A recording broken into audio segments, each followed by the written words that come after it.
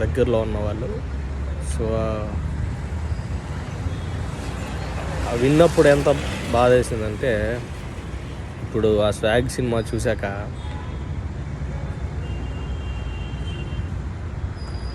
అసలు మనం ఇమాజిన్ చేసుకోలేము వాళ్ళు ఎంత బాధపడుతున్నారో. వాళ్ళలా ఉండి కరెక్ట్గా ఉండాలనుకున్న వాళ్ళు సొసైటీలో చాలామంది ఉంటారు. అందరూ బ్యాడ్ పీపులే కాదు. So hope you guys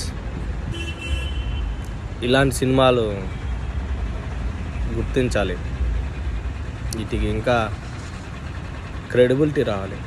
so you people please watch swag movie in theatres and hope you guys share your opinion towards that movie. Jai Hind.